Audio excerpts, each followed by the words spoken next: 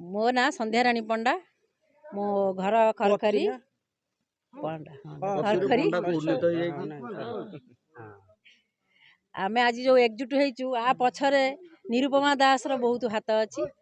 सी आमको आज एकत्र करछि बहुत मन खुशी आज आमे 45 वर्ष परे समस्त देखा हिचु सांग हिचु 60 वर्ष कागु 62 65 एमिति हे गलानी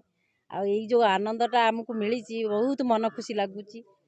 एते दिन परे आमे सब सांग साथी देखा हेलु बहुत खुशी लागुछि आउ कोन कहि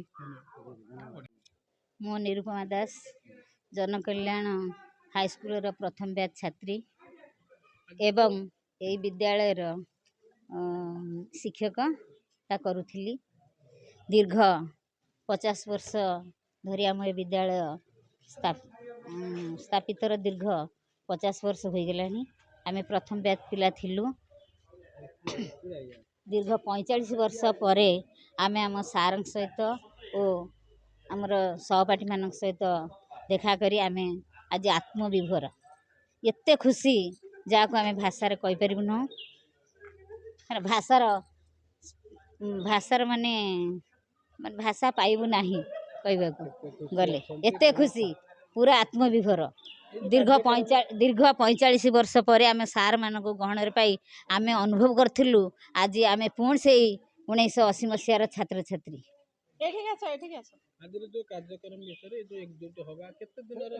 व्यवधान पर रहितंती कोन कहबे से आमे दीर्घ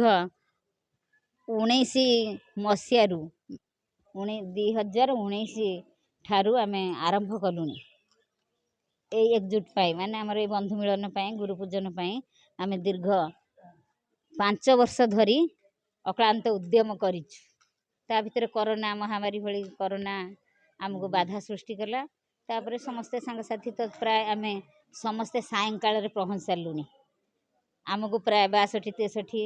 समस्त को बयस हेलानी एई बयस रे मध्य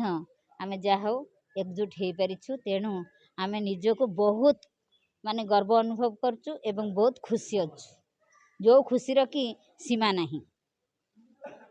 बंधु मिलन କରିବା ଦ୍ୱାରା कोहण हुए आवश्यक कोन दरकार बंधु होची एक बरगछ सदृश बंधु बंधु पराटे बरगछ छाई बंधु थिले पासे खरा काटे नहीं बंधु होची विपद आपदर साथी परस्पर स्नेह ममतार बांधी थांती परस्पर विश्वास ममता होची बंधुत्व परस्पर प्रति विश्वास थिबा एवं ममता थिबा होची बंधुत्व सेई बंधुत्व को आमे उज्जीवित रखिबा पई गोटे बंधु मिलन करथिलु मु सुमति महाकुळु मु विवाहित बड़ बंगरे मो सांग साथी माने समस्त एकत्रित होई आनिबारु आसीबारु मुठी आसीके एकत्रित होई बंधु मिलनर सुजोग कर केते खुशी अछि बहुत खुशी बहुत खुशी रे आ सीमा नहीं कहि दे से आ समस्त के धन्यवाद सारा निरु दीदी की बेसी हम धन्यवाद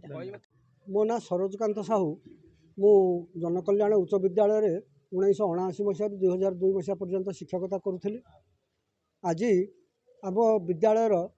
प्रथम बैच ता अर्थ 1980 मसीह बैचर पिलामानंकर गुरु पूजन एवं बंधु मिलन उत्सव अनुष्ठित होता आम ए आमंत्रित होकर आसीलु आज कार्यक्रम अत्यंत उच्चकोटीर एवं हृदयस्पर्शी होता यही कार्यक्रम मुझे पिलामानंकु एतिकी कहबी जे तुम जोठी जाओ थाओ ना कहीं ये अनुष्ठान को केबे भूलिब ना जो अनुष्ठान पहाच दे तुम आज शीर्ष में पहुँचीच और तुमको समाज एक योग्य व्यक्ति रूपे विवेचित होइच ये अनुष्ठान को केबे भूलिब ना एवं तुम गुरु मानक केबे भूलिब ना मु श्री जगन्नाथ निकट में प्रार्थना करुच्ची भविष्य जीवन तांकर पारिवारिक जीवन उज्जवल हो एवं से माने दीर्घ एवं निरामय रुहंतु मोर जगन्नाथ निकट में एतिकी कामना हाँ मु विजय कुमार बारी जनकल्याण हाई स्कूल कुसुमीर प्रथम बैच छात्र आज आमर बंधु मिलन गुरु पूजन कार्यक्रम आरंभ होता संपूर्ण सुरक्षित भाव समाप्त हो ସମସ୍ତେ ଆମର ପିଲାମାନେ ବି ଏଠି ଉପସ୍ଥିତ ଥିଲେ। କେତେ ଜଣ ପିଲାଙ୍କର କେତେ ଦିନର ପରିଶ୍ରମ ଭିତରେ ଆପଣ ଏକଜୁଟ ହେଇଛନ୍ତି? ପ୍ରାୟ 3 ବର୍ଷ କି 4 ବର୍ଷ, 5 ବର୍ଷ, 5 ବର୍ଷ ବେଶୀ ବା 5 ବର୍ଷ 8 ବର୍ଷ କରୋନା ହେଇଗଲାଣି। କରୋନାର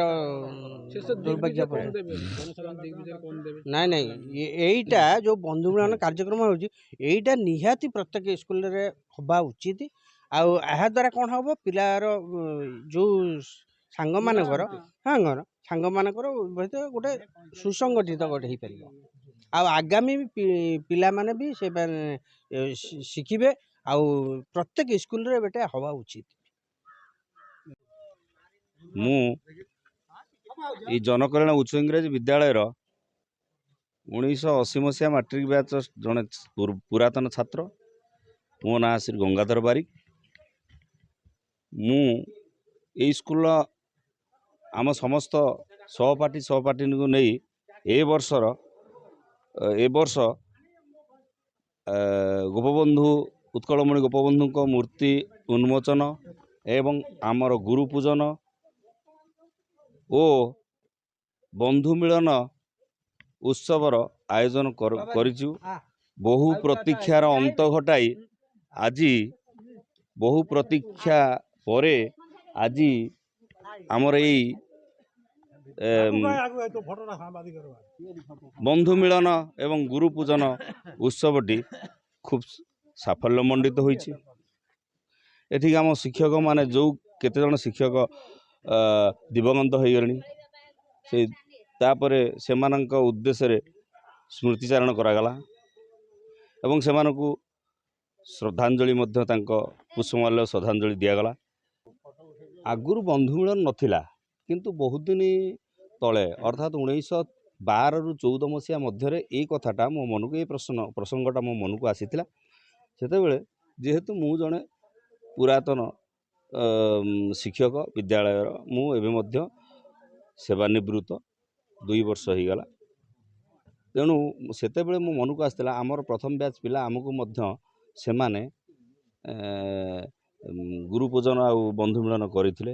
ଆମକୁ ସ୍କୁଲରେ। ଏଠି ଆମ ପିଲାମାନଙ୍କୁ ସମସ୍ତଙ୍କୁ ନେଇକି ଆମ ସହପାଠୀମାନଙ୍କୁ ନେଇ ଏହି ପ୍ରକାର ଆସରର ଗୋଟେ ଆୟୋଜନ କରିବା ପାଇଁ ମନ ଥିଲେ ମଧ୍ୟ ଆମ ଭିତରେ ସେତେବେଳେ ଉପାୟ ନଥିଲା। କାରଣ ବହୁତ ଆମେ କେବଳ ଚାକିରି କରିଛୁ, ଆଉ କେତେକ ସେମାନେ ବାହାସାହା ହେଇଯାଇଛନ୍ତି, ଆଉ କିଏ କେଉଁଠି ରହିଛନ୍ତି, ସମସ୍ତଙ୍କ ଯୋଗାଯୋଗ ହେଇପାରିଲା ନାହିଁ। ତାପରେ 18 ମସିହାରେ ଏଇଟା ସୁପରିକଳ୍ପନା କରାଯାଇଥିଲା, ହେଲେ 19 ମସିହା ଠାରୁ କୋଭିଡ-19ର ପ୍ରକୋପ ଯୋଗୁଁ ତାହାର ଆମେ ଆଉ ଏଇ ମହାମାରୀ ପାଇଁ ଏସବୁ ଉପରେ ମନ ଦେଲୁ ନାହିଁ। ତାପରେ 22 ମସିହାରେ ଏଇଟା ଗଲୁ। 22 ମସିହାରେ ମଧ୍ୟ ଏ କଥାରେ ଆମେ ଚିନ୍ତା କଲୁ, କିନ୍ତୁ ସମସ୍ତଙ୍କ ସହିତ ଯୋଗାଯୋଗ ହେଇପାରିଲା ନାହିଁ। ଆଜି ଯେଉଁଟା ହେଲା ସେ ତା ଉପରେ ମୁଁ କହୁଛି, ଏଇଟା ଆମ ପରବର୍ତ୍ତୀ ପିଲାମାନଙ୍କ ପାଇଁ ଏଇଟା ଖୁବ୍ ଶିକ୍ଷଣୀୟ।